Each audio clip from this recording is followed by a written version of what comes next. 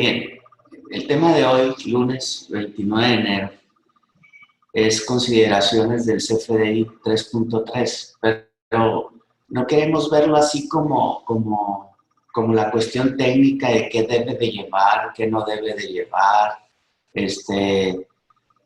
qué claves o ese tipo de cosas, no, sino queremos darle un giro a esto y que sea un tema más de conciencia y que esperamos que le sirva mucho al sector empresarial para que vea cómo están las cosas hoy ya en México con el CFDI, con la contabilidad electrónica, con el uso tributario y todo ese tipo de circunstancias, donde básicamente el margen que tenemos de operar o que la autoridad tuviera para decir que ellos puedan calcular inclusive el impuesto es un margen muy pequeño, ¿no?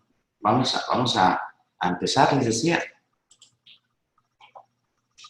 Primeramente, el CFDI, ¿qué es el CFDI?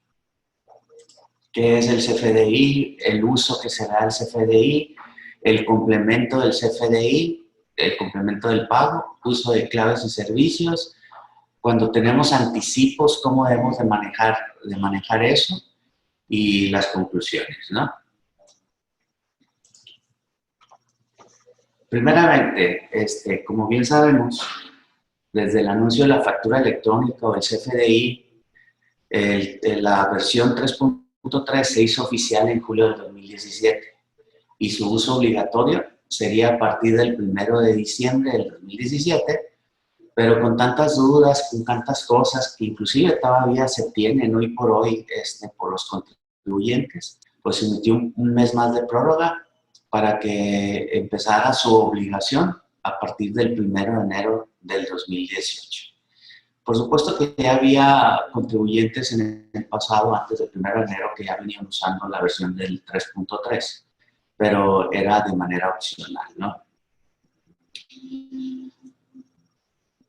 Fíjense bien, primeramente, como les digo, este tema, la idea es que les sirva mucho también a ustedes para que lo podamos utilizar con el empresariado, ¿no? Con el grupo empresarial, con las empresas, que entiendan ellos un tanto cuanto más lo que el SAT busca y lo que el SAT tiene a través de esta medida del CFDI o de esta nueva obligación del CFDI, ¿no?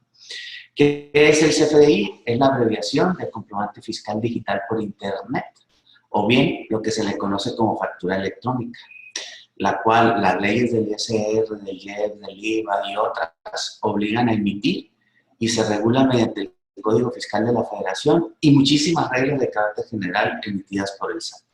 Algo que es muy importante que entendamos es que hay 5 tipos de CFDI. El primero es un CFDI de ingreso, que es cuando vendemos algo. El CFDI de egresos, que básicamente es lo que antes conocíamos como notas de crédito. El CFDI de traslado, que es cuando no vendo, pero llevo mercancía de un lugar a otro, ese es el CFDI de traslado. El CFDI de nómina, que es todo el relativo a todos los pagos de sueldos y salarios. Y el nuevo, que es el CFDI de pago, que vamos a ahondar mucho en él al rato, que es el CFDI de complementos de pago, ¿no? Fíjense bien, para el SAT, la factura electrónica o el CFDI viene siendo todo el eje de un ecosistema tributario y digital, ¿no? Porque si se pueden dar cuenta, a través del CFDI tenemos que ver el buzón tributario, la contabilidad electrónica, el control de obligaciones, los modelos de riesgos que hace la autoridad precisamente a partir del CFDI. De ahí es donde nace la declaración prellenada. Recordarán que en el pasado, básicamente la declaración anual de persona física ya viene prellenada, ya viene con mucha información de nosotros ahí. Para el padrón de contribuyente, las auditorías electrónicas, el uso de CFDI en las operaciones de comercio exterior, para la determinación de pagos provisionales de ISR, IVA y, por supuesto, para la declaración anual, ¿no? Entonces, fíjense cómo el CFDI es es el eje central de lo que es un ecosistema digital para la autoridad. porque es el único medio de comprobación fiscal reconocido en las disposiciones fiscales y es una obligación expedir CFDI para aquellos que realizan actividades económicas, para que perciba un ingreso, quien realiza una retención o paga una nómina, ¿no? Entonces, algo muy importante para la autoridad es el CFDI, ¿no? Con la nueva estructura de facturación, el SAT busca que le indiquemos cuál será el uso que nuestros clientes le darán a las facturas que emitimos, que esa es una novedad, ¿verdad? O sea, el hecho de decir cuál va a ser el uso que le vamos a dar a las facturas. Es decir, si la requieren para presentar deducciones personales, si es un gasto, si es una inversión, si es compra de inventarios, etcétera, etcétera. Es bien importante que se mantenga con el cliente una comunicación eficiente y constante para que puedan compartir de forma anticipada esta información y así uno como asesor estar prevenido y saber qué tipo de uso se le dará. Incluso en el caso de que el cliente aún no defina el uso del CFDI, hay por ahí un numeral que dice por definir, ¿verdad? Entonces, quiero hacer un comentario respecto a esto. Me ha tocado estar en reuniones con las autoridades del SAT en el área central, donde este uso, más allá de lo que pudiéramos nosotros pensar en decir, ¿para qué les sirve esto al SAT?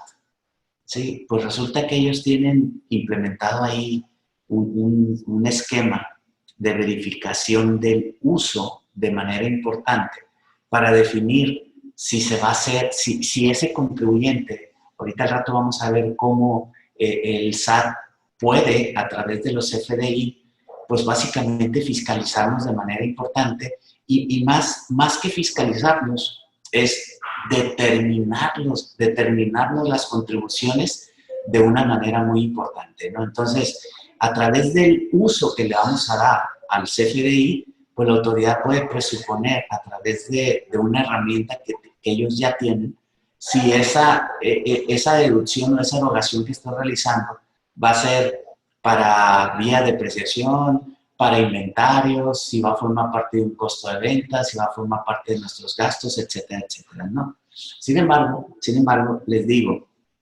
obviamente en este principio de obligación de poner el uso que se le va a dar al CFDI o a lo que estoy adquiriendo a través de ese CFDI, obviamente la autoridad espera muchos errores por parte de los contribuyentes.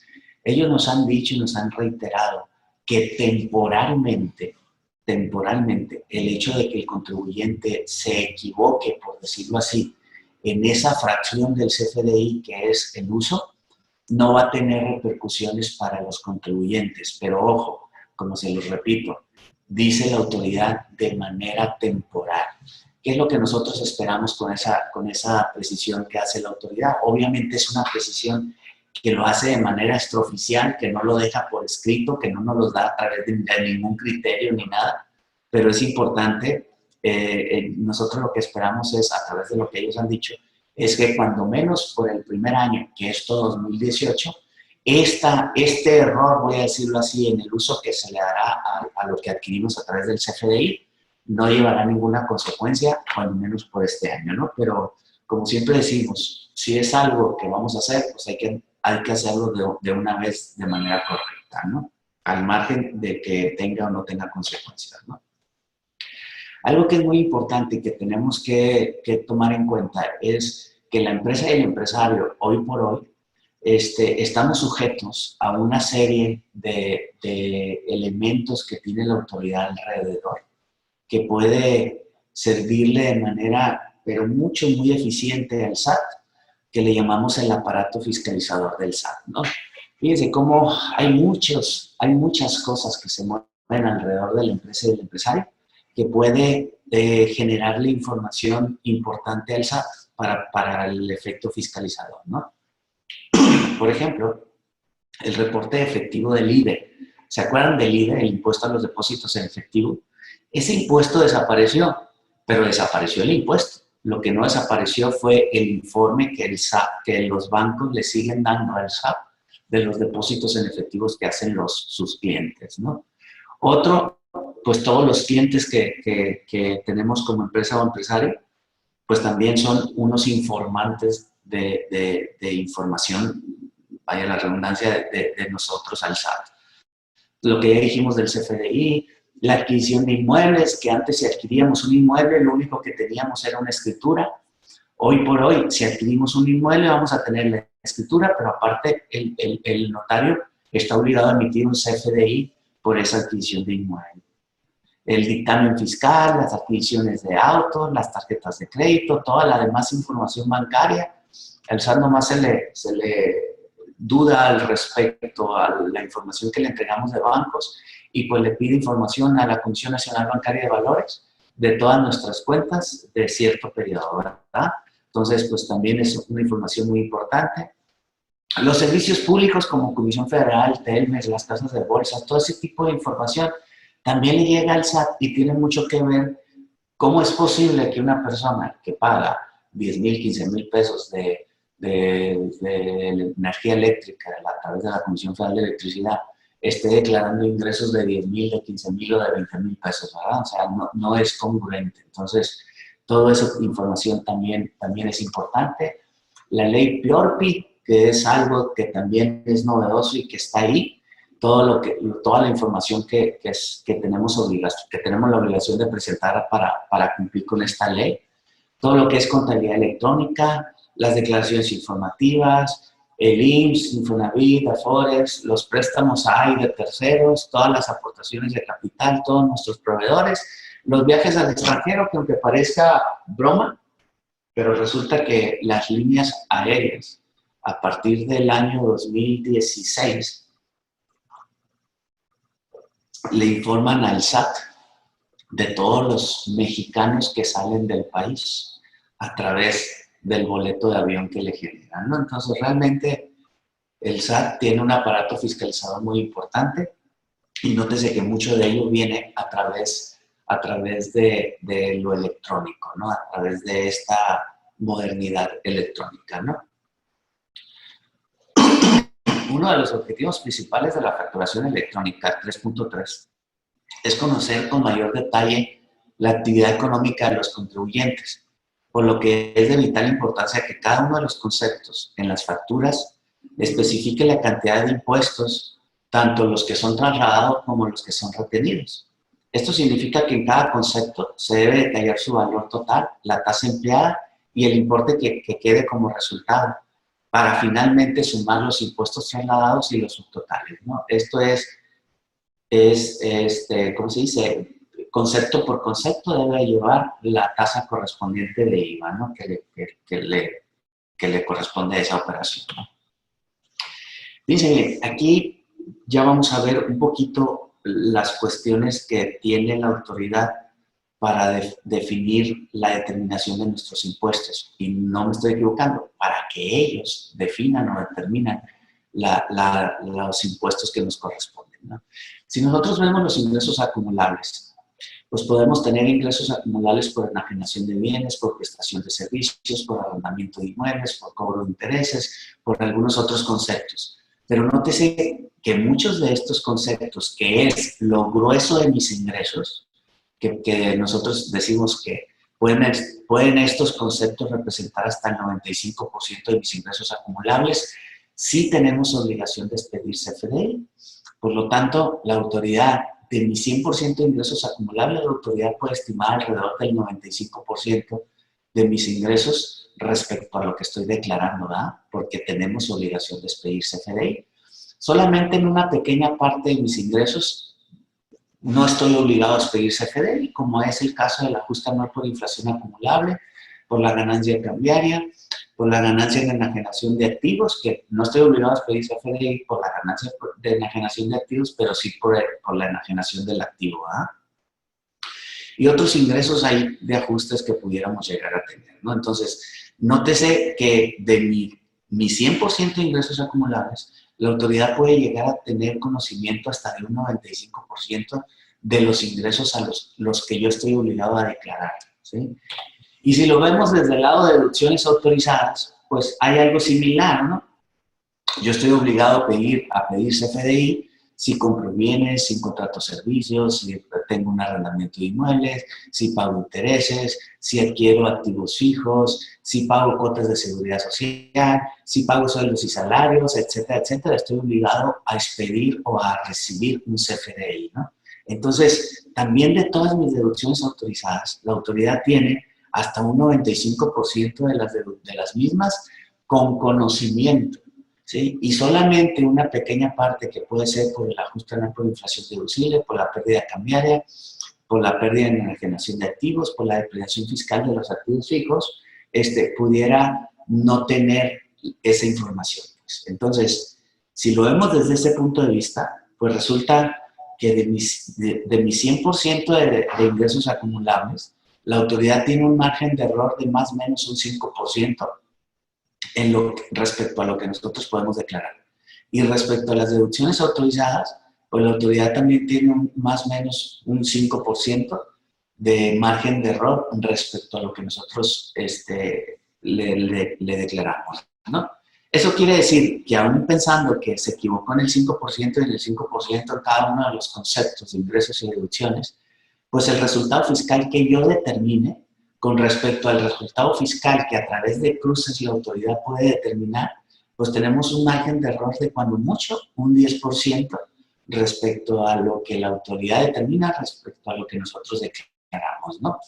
¿Eso qué nos da? Pues nos da como resultado que del impuesto que yo determino, pues la autoridad puede estar muy cerca, pero muy cerca de comprobar sin revisar, sin auditarme, sin mandarme auditoría electrónica, sin auditoría directa, sin ninguno de esos conceptos, sino con el simple cruce de CFDIs, pues más o menos un 10% de margen de error.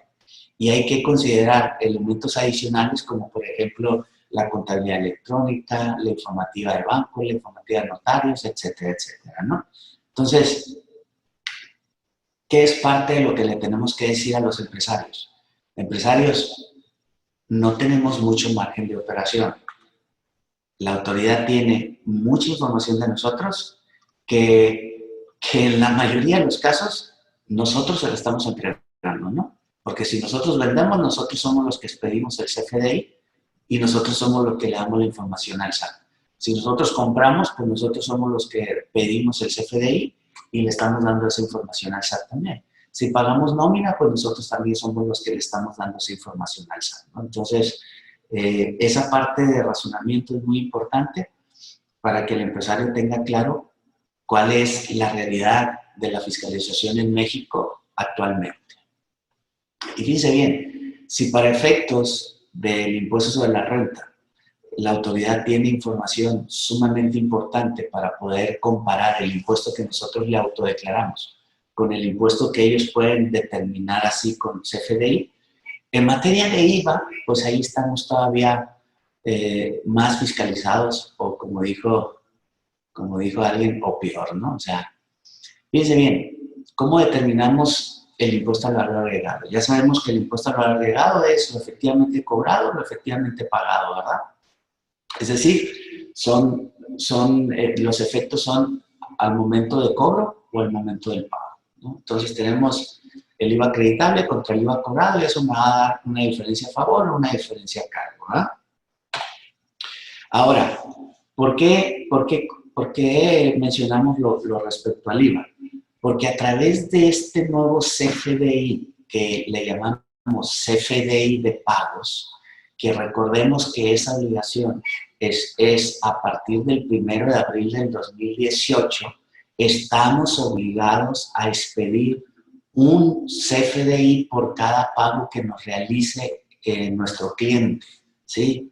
Fíjense bien, debe expedirse a partir del 1 de abril del 2018 por la recepción de pagos en parcialidades y en los casos en que se reciba el pago de la contraprestación en una sola exhibición, pero esta no sea cubierta al momento de la expedición de la misma, al momento de expedición del CFDI.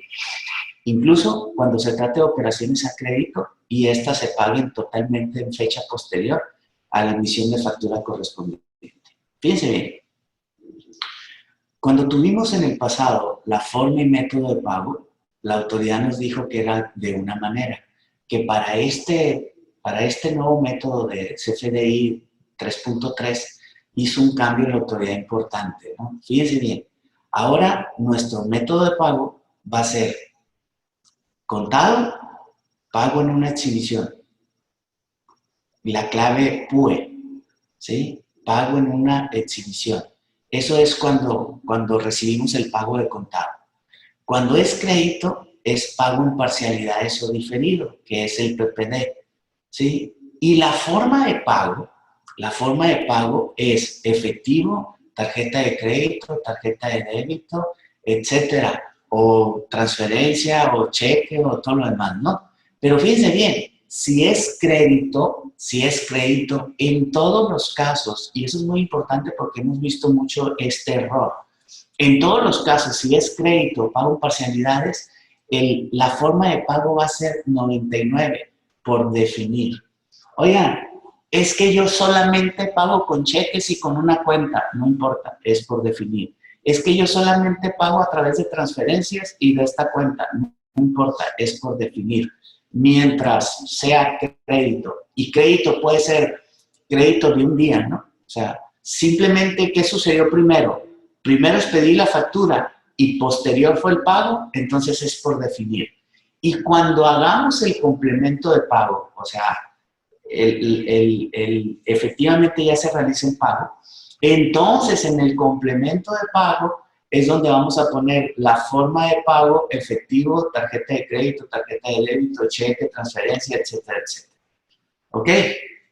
Esta parte es muy importante porque en muchas empresas hemos visto, y cuando digo en muchas empresas hemos visto que a pesar de que es crédito y porque ellos saben que siempre van a pagar con una cuenta, de una forma, ya le ponen que así es. Y eso le da a la autoridad el pensar que no es crédito, sino que es contado porque ya estamos definiendo la forma de pago desde por default. Pues entonces, esto es una consideración sumamente importante, ¿no?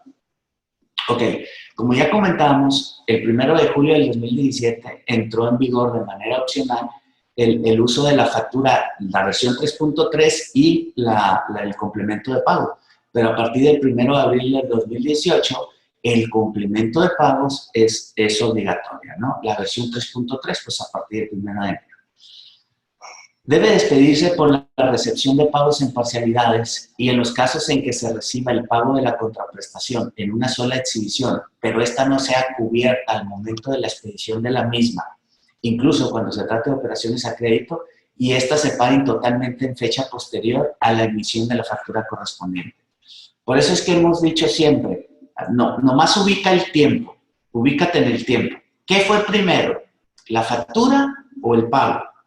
No, pues fue al mismo tiempo. Entonces es pago de contado, nos regresamos aquí, es método de pago contado, pago en una sola exhibición, y la forma de pago, pues como se dan en conjunto, entonces es efectivo, tarjeta, no sé, ¿sí? Pero si sucedió primero la expedición de la factura y el pago fue posterior, entonces va a ser crédito, pago, parcialidades o diferido, y 99 por definir la forma de pago. Y cuando tengamos el complemento de pago, ahí es donde vamos a poner la forma, ¿no? ¿Qué es lo que se evita? Cancelaciones indebidas de facturas, evita falsas duplicidades de ingresos en facturación de parcialidades, y sabrás si una factura ha sido o no pagada, ¿no? Que aquí es importante para sistemas, para lo que es sistemas, que ahora vamos a tener que ir llevando como un saldo factura por factura a través de sistemas, ¿no? Porque ¿qué pasa cuando expido yo una factura a crédito de 1 millón de pesos? O son varias facturas que suman 1 millón de pesos. Y el cliente me va dando abonos así globales, ¿no? Globales de decir, tengo una factura de 100,000, una de 50,000, pero el cliente me abonó 80,000 en una exhibición. Entonces tengo que hacer un CFDI de complemento de pago sobre la primera factura de 100,000. Luego me abonó otros 50,000. Entonces tengo que hacer un CFDI de pago pagando el resto de la factura de 100,000 y abonándole 30,000 a la otra factura de 50,000. Pues entonces ahora tenemos que llevar ahí una serie de controles en factura por factura, ¿no? Vienen algunas reglas en resolución miscelánea que son muy importantes, ¿no? Dice, la regla 27135 dice, cuando las contraprestaciones no se paguen en una sola exhibición, se emitirá un CFDI por el valor total de la operación en el momento en que ésta se realice y posteriormente se expedirá un CFDI por cada uno de los pagos que se reciban. Este es lo que les comentaba ahorita, pues. ¿Qué fue primero? La operación y el CFDI por el valor total. Entonces, expido un CFDI por el valor total y por cada pago que reciba sobre este CFDI voy a expedir un CFDI de complemento de pagos, pero por cada uno de ellos, ¿no?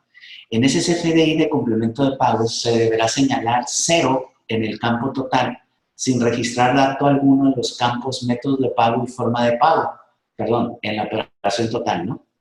Debiendo incorporar al mismo el complemento para recepción de pagos que al efecto se publica en el portal del SAT.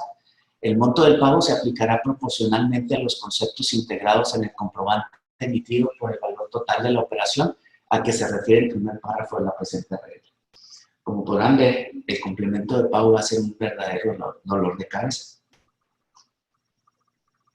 Porque si yo expedí un CFDI por 100,000 pesos con varios conceptos, que suman los 100,000 pesos y solamente me pagan 80,000 pesos de ese CFDI, entonces voy a tener que ir aplicando el 80%, que en este caso el 80,000 de 100,000 es el 80%, a cada uno de los conceptos, pues. Y si esto no lo hacemos a través de sistemas, pues verdaderamente que va a ser un dolor de cabeza, ¿no? Esta regla 27135 es el momento de expedición del complemento de pago para recepción de pagos. Fíjense lo que nos dice. Los contribuyentes que al momento de expedir el CFDI no reciban el pago de la contraprestación deberán utilizar el mecanismo contenido en la presente regla para reflejar el pago con el que se liquide el importe de la operación. Y el plazo que me señala esa misma regla me dice, para efectos de la emisión del CFDI con complemento para recepción de pagos, podrá emitirse uno solo por cada pago recibido o uno por todos los pagos recibidos en un periodo de un mes, siempre que estos correspondan a un mismo receptor del comprobante. Es decir, yo tengo la opción de que un cliente me pagó, les pido el CFDI de complemento de pagos, pero me hizo varios pagos en el mes, entonces puedo, como opción, expedir un solo complemento para recepción de pago por todos los abonos que me ha dado ese cliente en ese mes, ¿no? Que habría que ver qué es operativamente más sencillo, ¿no? Aunque no es lo mismo expedir 10 FDIs por 10 pagos que me hizo un cliente en el mes que expedir uno solo, ¿verdad?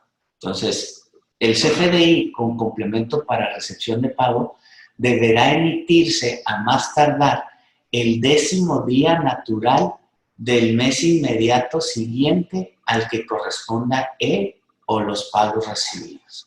Es decir, no es en el momento. ¿Lo puedo hacer en el momento? Sí lo puedo hacer en el momento. Pero yo tengo hasta el día 10 del mes siguiente para realizar todos los FDIs de complementos de pago del mes inmediato anterior, ¿sí? Y eso nos lo dice esta regla 27135. La regla 27142, ¿qué nos dice?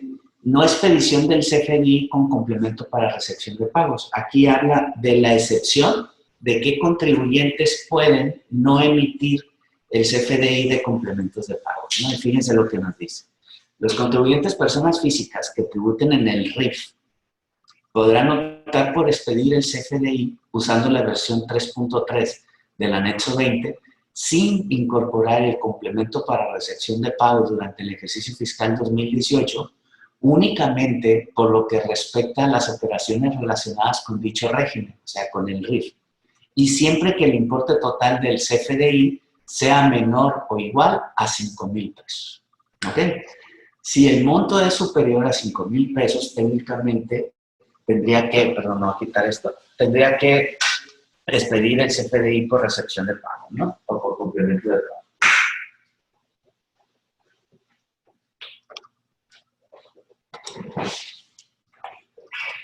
Y entonces, ¿qué efectos tenemos con el CFDI de complementos de pago en el IVA? ¿Sí? ¿Se acuerdan que en impuestos sobre la renta la autoridad le decíamos que tenía un margen de más o menos 10% de error en respecto a lo que determinamos nosotros con lo que ellos puedan determinar? Pues aquí con el IVA, a través del CFDI de complemento de pagos, pues la autoridad no tiene margen de error. Exactamente la autoridad puede determinarnos cuál es nuestro IVA a cargo o cuál es nuestro IVA a favor a través del CFDI de cuando es pago de contado más los CFDIs de complementos de pago. Porque fíjense bien, ¿cómo voy a determinar mi IVA acreditable? Pues muy sencillo, la sumatoria del CFDI, de todos los CFDIs que tengo de contado, más todos los CFDIs que tengo de complemento de pago, porque en cada uno de ellos va a venir el IVA que yo le estoy pagando a mis proveedores o a mis proveedores. Y mi IVA cobrado, ¿cómo lo voy a determinar? Pues el CFDI de contado que yo expedí, todos los CFDIs de contados que yo expedí, más todos los CFDIs de complementos de pago que expedí. Entonces, señores, pues en cuanto entre en vigor el complemento de pago, pues nuestro IVA que determinemos, la autoridad va a saber si efectivamente es lo correcto lo que estamos determinando o si le estamos haciendo por ahí alguna trampita, ¿no? El complemento de pago se convertirá en la declaración que presentará el contribuyente a la autoridad sobre cada cobro que realiza a los clientes, expresando de esta forma sus ingresos en flujos de efectivo y, en consecuencia, al recibir los complementos de pago de los proveedores, la autoridad conocerá los flujos de efectivo de los ingresos y entonces también para las empresas que acumulan para efectos de impuestos sobre la renta al flujo o al ingreso efectivamente cobrado, como es el IVA también, pues también la autoridad va a determinar exactamente mis ingresos acumulables y mis deducciones autorizadas y pues ya no va a tener ese margen de error, ¿verdad? Entonces, esta es la nueva realidad de la fiscalización en México, ¿no? Y ahí tenemos, por ejemplo, cómo aquí tenemos nuestro CFDI global y total, ¿sí? Por toda la operación total. Y aquí tenemos los CFDIs de complementos de recepción de pagos, tantos cuantos pagos nos hubiera hecho respecto a este CFDI, ¿no? Entonces, así va a ser a partir del 1 de abril del 2018. Bien, ahora, el uso de claves de productos y servicios, como ya lo vimos en el cafecito anterior, hace algunos cafés que vimos CFDI 3.3, que nos ayudó Marco Antonio Hermosillo. El SAT ha actualizado su catálogo de productos y servicios con más de 50,000 etiquetas posibles para cualquier actividad económica que realice el contribuyente, ¿no? Y fíjense cómo en esas 50,000 productos o servicios que están en el catálogo, a veces encontramos cosas tan raras, como decir servicios por evasión fiscal, por ejemplo. Búsquenlo en ese catálogo y lo van a encontrar, ¿no? O sea, entonces, la realidad es que, y a veces no encontramos algún producto específico, ¿no? Pero bueno, tenemos más de 50,000 opciones para ubicar lo que le estoy vendiendo, lo que le estoy prestando de servicios a mis clientes, para ubicarlo en uno de esos 50,000 conceptos. Cada una de las actividades cuenta ahora con una clave de categorización que se tendrá que incluir en los FDIs 3.3. Aquí se identifica la actividad, su segmentación, grupo y clase de cada uno de los productos y servicios que como contribuyentes prestamos o brindamos. En este punto es importante que el contador o asesor, junto con el contribuyente, tengan claras las etiquetas que le correspondan a la actividad, al servicio o producto a brindar o vender, ¿no? De igual manera, el SAT implementó una herramienta que facilita, entre comillas, la búsqueda del producto o servicio. Y aquí tenemos la liga para acceder a esa herramienta, ¿no? No sé si alcanzan a ver la pantalla, pero ahí está la herramienta, ¿no? La herramienta con la que podemos identificar el producto. Al darle clic en este link, ahí nos lleva directamente a la página, ¿no? Ok, los métodos de pago, que ya decíamos, en esta nueva versión 3.3, el SAT ha hecho una modificación al concepto de métodos de pago, ya que en la versión 3.2 se refería a las opciones de efectivo, cheque, transferencia, tarjeta, etcétera, etcétera. Y en esta versión 3.3, el método de pago se define en PUE o PPD, ¿no? O sea, pagos de una sola exhibición o pago en parcialidades o diferido, ¿no? Esos son los métodos de pago. Entonces, debido a este cambio, ahora llamaremos formas de pago a las transacciones hechas en efectivo, cheque o transferencia electrónica. Y parece que suena sencillo, pero es muy importante no confundir estos conceptos para que nuestras facturas electrónicas sean correctas, ¿no? Sobre todo porque en la versión 3.2 el método de pago era efectivo, cheque, tarjeta, y ahora no las cambiaron, ¿no? Otro tema que es muy importante y que la verdad que nos han hablado un montón de veces para hacernos preguntas al respecto es los anticipos. ¿Cómo debo de facturar los anticipos? Porque ahora debemos de facturar cada uno de los anticipos que nos den nuestros clientes, ¿no? Esto de los anticipos es uno de los agregados más importantes y delicados que encontramos en la facturación 3.3, ya que con esta nueva versión podemos especificar los CFDI que corresponden a anticipos de nuestras actividades, ¿no? Pero es muy importante que tengamos claro que el SAT acepta un CFDI anticipo cuando no se conoce o no se ha determinado el servicio o el bien que se va a obtener o el costo del mismo. Es decir, como decimos, cuando no conozco la cosa, o sea, lo que voy a vender, o no conozco el precio total de la cosa que voy a vender, ¿sí? Entonces, solamente ahí es cuando es un anticipo, cuando no está definido cosa y precio, o cosa y o precio, ¿sí? Solamente ahí es anticipo. ¿Qué significa esto? Que cuando sí sabemos qué es la cosa y cuánto vale, ahí ya no es anticipo. Ahí lo que debo de hacer es un CFDI por la operación total de cosa y precio y entonces tendríamos pagos en parcialidades. No sé si me expliqué, si queda claro esto. Dice, ¿qué significa esto? Que cuando sí tenemos la certeza del producto o del servicio que estamos facturando, así como el monto total, tendremos que catalogarlo en la modalidad de pago en parcialidades y no considerarlo como anticipo, ¿sí? Obviamente, eso tiene ciertas consecuencias, porque una empresa, una persona moral, por ejemplo, del régimen general, si ya sabe cuánto es la operación total, o sea, ya sabe la cosa y ya sabe el precio, técnicamente tiene que expedir el CFDI por el monto total. Y cada uno de los pagos que le van haciendo se considerará como un complemento de pago, como un pago en parcialidades. Entonces, no es lo mismo si yo facturo el $1.000.000 del valor total de la cosa a que si facturo los 200,000 pesos que me dieron de anticipo, ¿va? Pero si ya está establecido cosa y precio, entonces el deber ser, ¿cuál es? Facturar el 100%.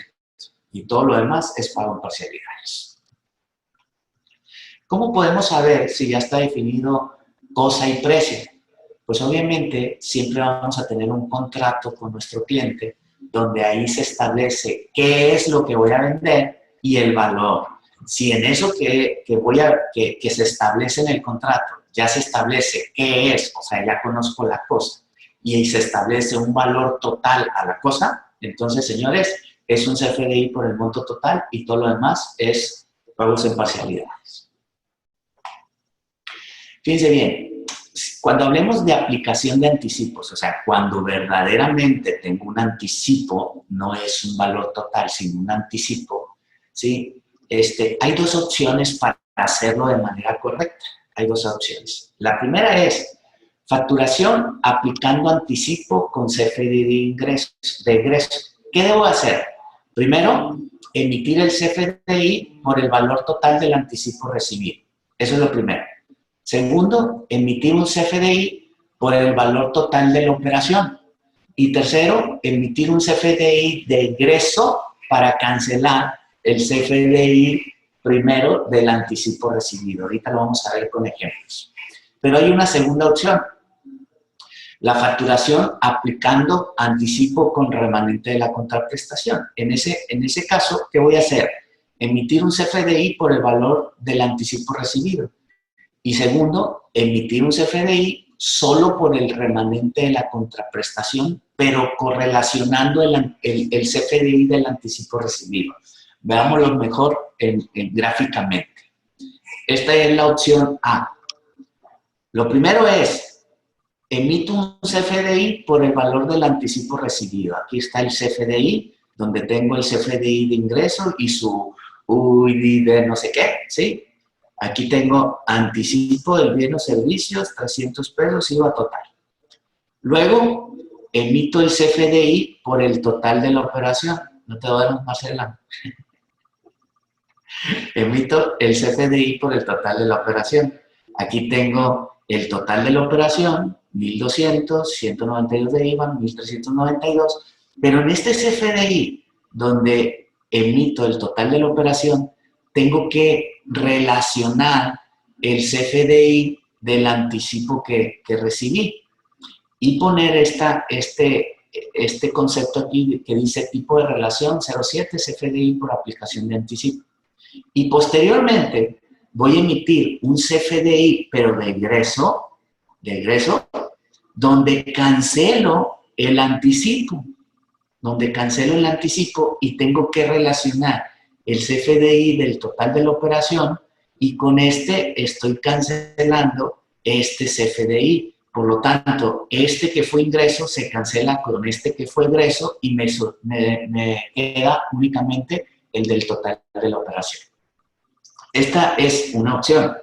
La otra opción, que pudiera sonar más sencilla, es emito el CFDI por el valor del anticipo recibido, y luego emito un CFDI por el remanente de la contraprestación de esta manera. Fíjense cómo aquí recibí 6,000, el valor total de 10,000, con un descuento del anticipo que ya recibí y ya me queda el remanente únicamente. Pero tengo que relacionar en el CFDI del anticipo también, ¿no? ¿Qué cosas dan? Pues así es ahora, ¿no? O así va a ser a partir del 1 de abril del 2018.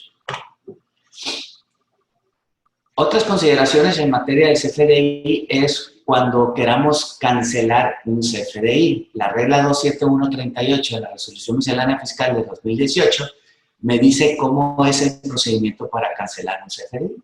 Cuando el emisor del CFDI requiera cancelarlo, podrá, 1, enviar al receptor del mismo una solicitud de cancelación a través del buzón tributario.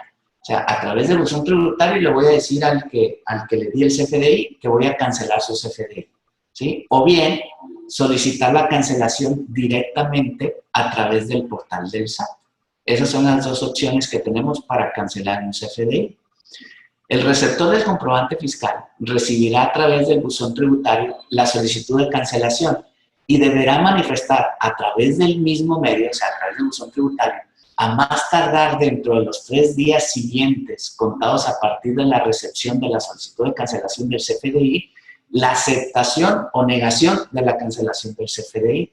Fíjense bien, ahora, si me van a cancelar un CFDI que recibí previamente, el emisor del CFDI me tiene que notificar vía buzón tributario y yo tengo 3 días para decir si estoy de acuerdo en que cancele el CFDI o no estoy de acuerdo en que lo cancele.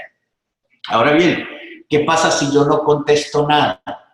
El SAT considerará que el receptor acepta la cancelación del CFDI si transcurrido el plazo a que se refiere el párrafo anterior no realiza manifestación alguna. Es decir, si transcurridos los 3 días yo no manifiesto nada, entonces el emisor del CFDI podrá cancelar ese CFDI sin ningún problema, ¿no? Ahora bien, el SAT publicará en su portal las características y especificaciones técnicas a través de las cuales los contribuyentes podrán tramitar las solicitudes de cancelación solicitadas a través del citado órgano desconcentrado, ¿no? A través del SAT. Para ejercer el derecho a la aceptación o negativa de la cancelación del CFDI, pues tenemos que contar forzosamente con buzón tributario, ¿no? Porque ese va a ser el medio de comunicación. Ahora bien, algo que es importante también.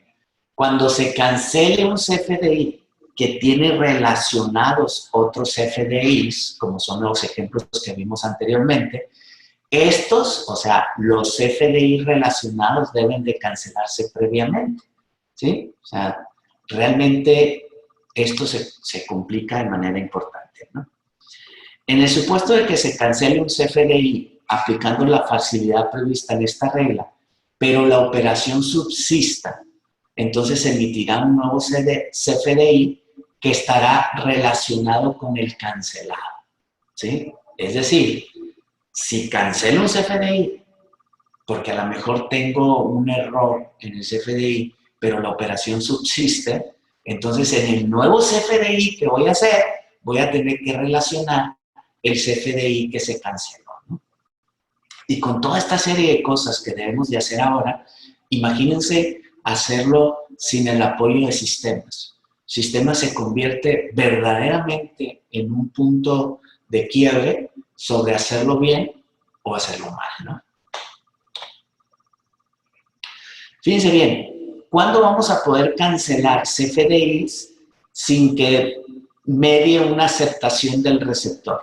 Ok, la regla 27139 me dice que los contribuyentes podrán cancelar un CFDI sin que se requiera la aceptación del receptor en los siguientes supuestos. Primero, que amparen ingresos por un monto menor de 5,000 pesos. Ese es uno que puedo cancelar sin ningún problema. Por conceptos de nómina los puedo cancelar. Por concepto de egresos los puedo cancelar. Por concepto de traslado los puedo cancelar. Por concepto de ingresos expedidos a contribuyentes del RIF también los puedo cancelar sin que me acepte el receptor. Los emitidos a través de la herramienta electrónica de mis cuentas en el aplicativo Factura Fácil. Que amparen retenciones e información de pagos también los puedo cancelar. Y los expedidos en operaciones realizados con el público en general, de conformidad con la regla 27124, ¿no? O sea, todos los de público en general también los voy a poder cancelar. Los emitidos a residentes en el extranjero para efectos fiscales, conforme a la regla 27126, que tendríamos que ir a ver esas reglas, ¿no? Cuando la cancelación se realice dentro de los 3 días siguientes a su expedición, independientemente del monto del que se trate, ¿no? Si yo escribo un CFDI hoy y lo cancelo en los 3 días siguientes, independientemente del monto, los puedo cancelar sin tener que pedir autorización al receptor del CFDI. Todos los de conceptos de ingresos expedidos por contribuyentes que enajenen bienes, usen o gocen temporalmente bienes inmuebles, otorguen el uso, goce o afectación de un terreno, bien o derecho, incluyendo derechos reales, ejidales o comunales. Esos también los puedo cancelar sin ningún problema. Y todos los que emiten los integrantes del sistema financiero también los pueden cancelar sin que medie autorización del receptor. Cuando se cancele un CFDI aplicando la facilidad prevista en esta regla, pero la operación subsista, se emitirá un nuevo CFDI que estará relacionado con el cancelado, igual que cualquier cancelación de CFDI, ¿no? Igual que los que tengo que pedir autorización, aquí también, cuando subsista la operación, tengo que correlacionar el CFDI cancelado. Obviamente, el no emitir un comprobante fiscal en los términos de las disposiciones fiscales constituye una infracción de conformidad con el artículo 83, fracción 7 del Código Fiscal. Y ahí tenemos nada más un recordatorio de las versiones de CFDI y las fechas en que las debí de haber utilizado, ¿no? O sea, antes del 1 de julio del 2017, 3.2, a partir del 1 de julio y hasta el 30 de noviembre del 2017, 3.3, pero como ya lo vimos, de manera opcional. Pero a partir del 1 de diciembre del 2017, se suponía que era obligación ya el 3.3, y ya vimos cómo esta obligación a partir del 1 de diciembre se difirió al 1 de enero del 2018. Y todo lo que es complemento para recepción de pagos será obligatorio a partir del 1 de abril del 2018. ¿Podemos emitir los complementos de pago desde hoy? Sí, sí los podemos emitir, pero no es obligación, sería opcional, ¿no? Y bien, pues a manera de conclusiones, como podrán ver, esto del CFDI 3.3 verdaderamente constituye un problema importante para las empresas.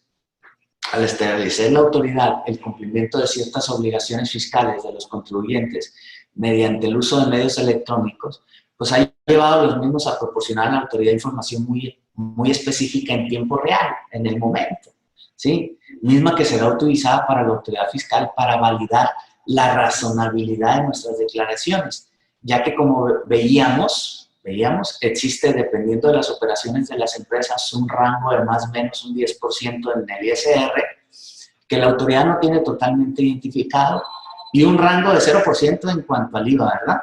Entonces, verdaderamente es importante que el empresario, que aquí lo que me interesa a mí es que el empresario esté consciente de lo que puede pasar, pues, o sea, de lo que realmente es una realidad en México, que es que la autoridad ya tiene mucha información de las empresas y de los empresarios para poder inclusive determinar el impuesto a cargo que tenemos, ¿no?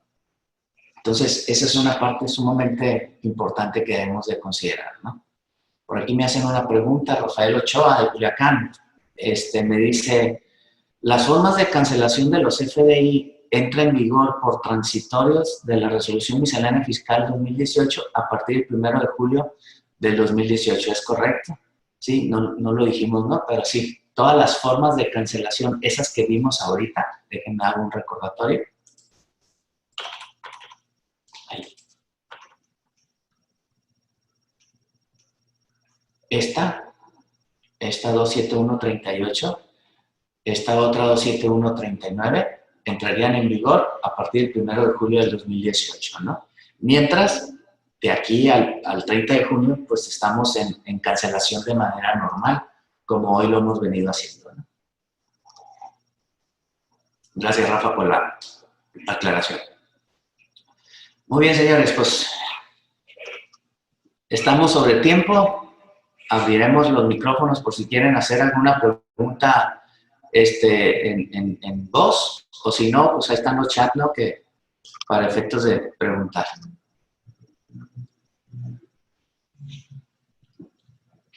Si alguien quiere hacer algún comentario, alguna pregunta, adelante, señores.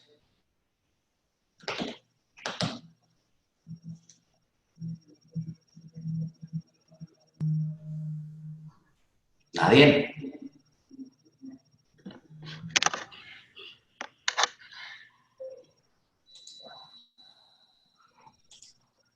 Pues yo quisiera hacer un comentario.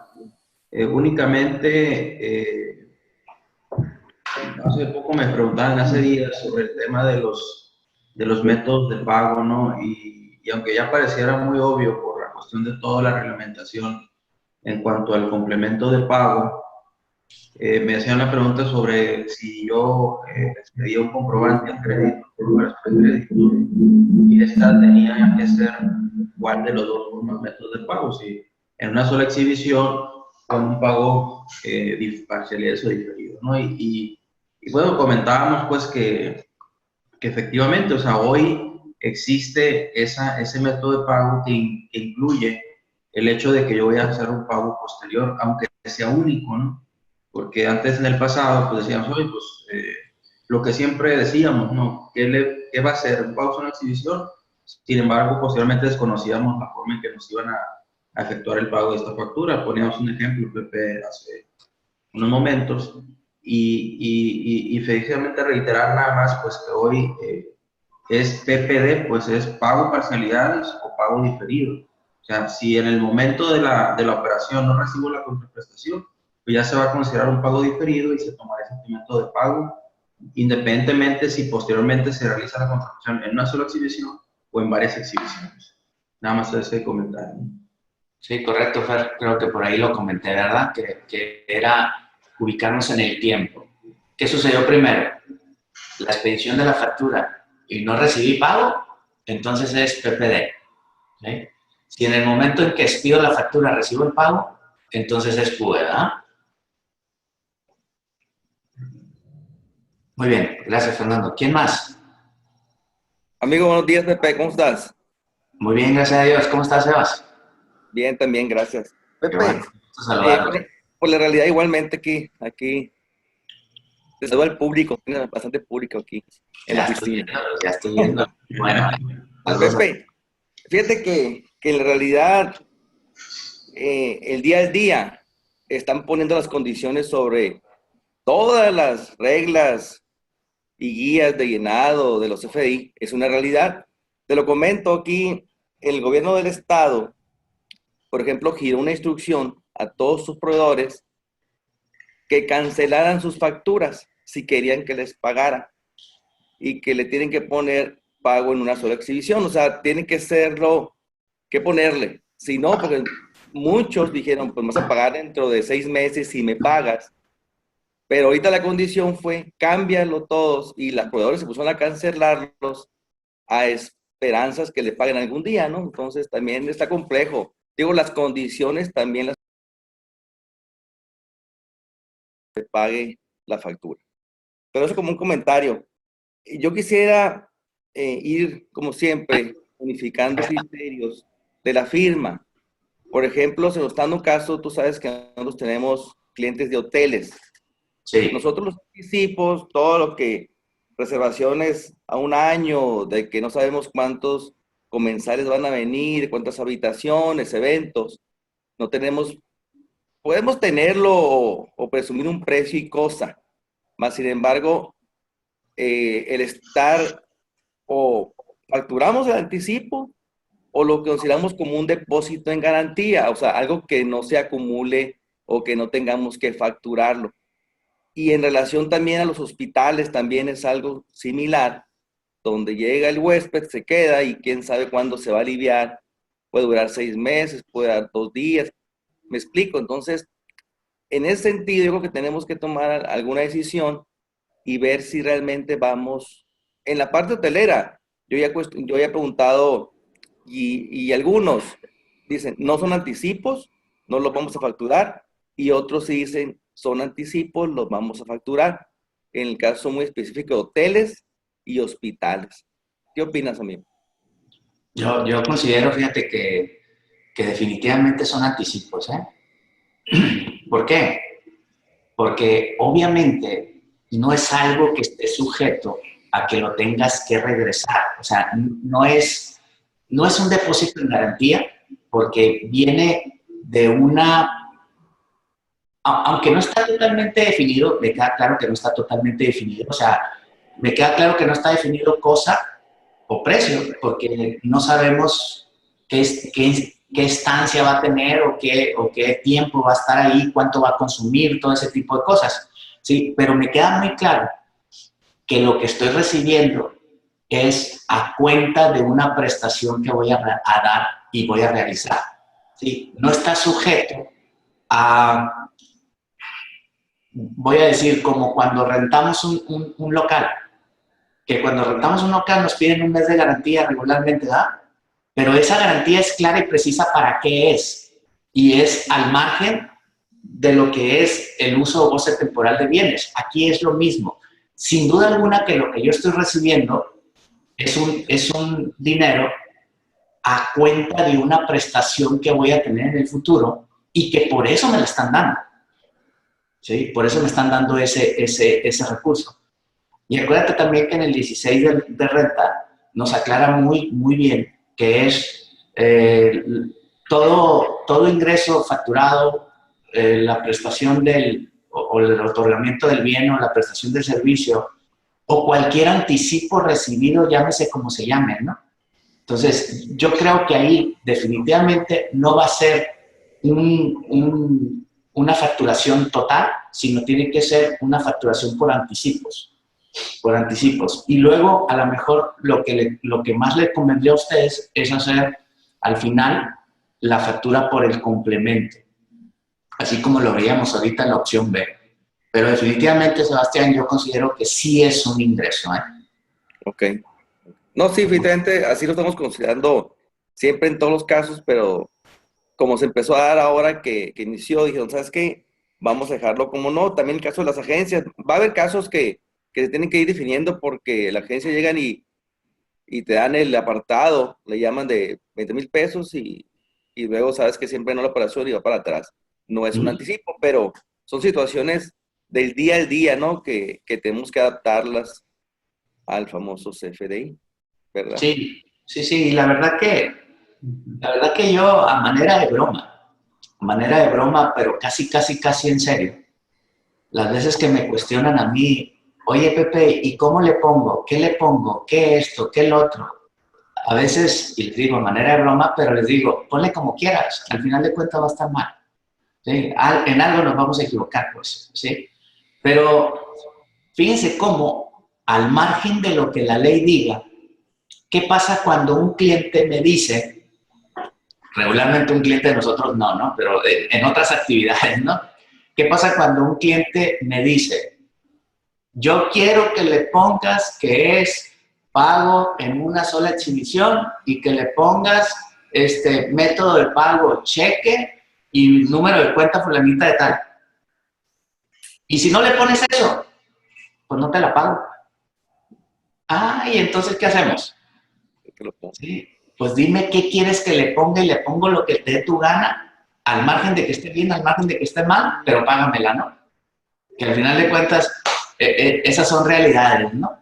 Porque se imaginan estarnos desgastando todos los días con todos los clientes en estar diciendo y peleando con ellos cómo debe de ser.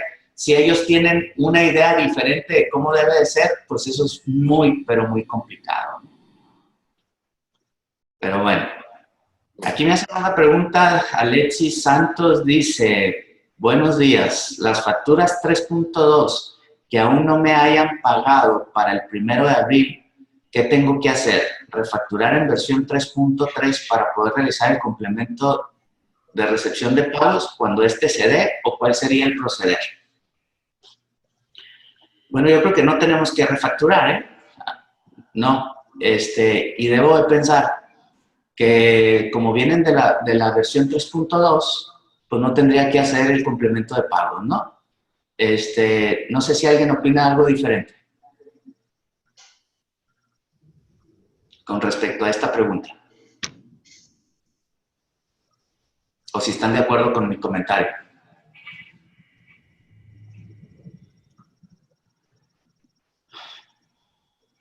Caborca nos pregunta, ¿los complementos de pago se cancelan? Sí, los complementos de pago se cancelan también.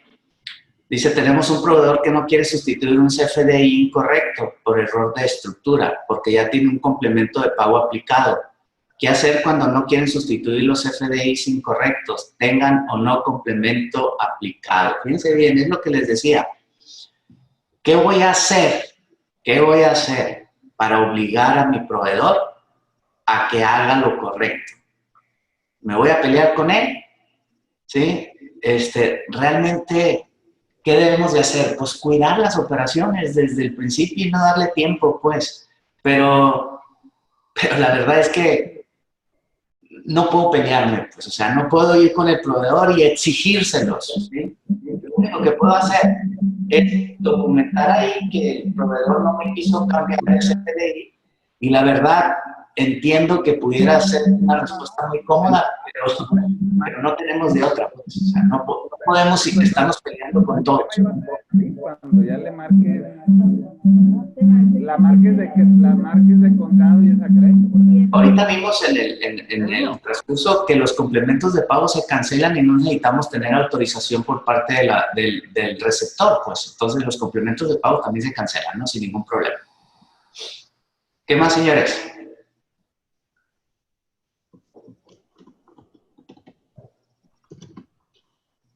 ¿Nada? Bueno, entonces ya estamos sobre el tiempo. Les agradezco a todos el tiempo de estar aquí en este cafecito.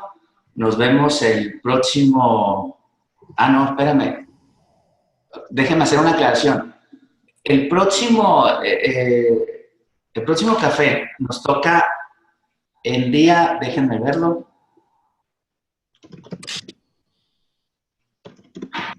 Sería lunes 5 de febrero, pero el 5 de febrero es inhábil, ¿sí?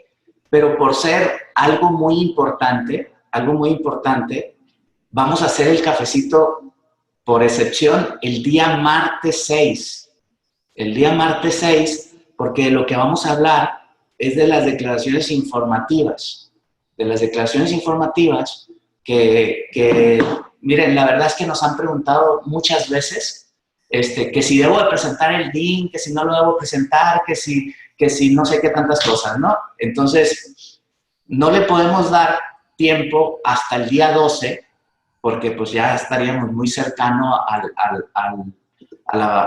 vencimiento de la obligación, ¿no? Entonces vamos a tener el día 6, martes 6, cafecito con el tema de declaraciones informativas, y el lunes 12 vamos a tener también el tema de declaración de riesgos de trabajo, ¿no?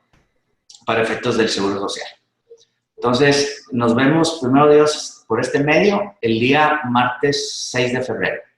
Que tengan buena semana, ¿eh? Saludos a todos.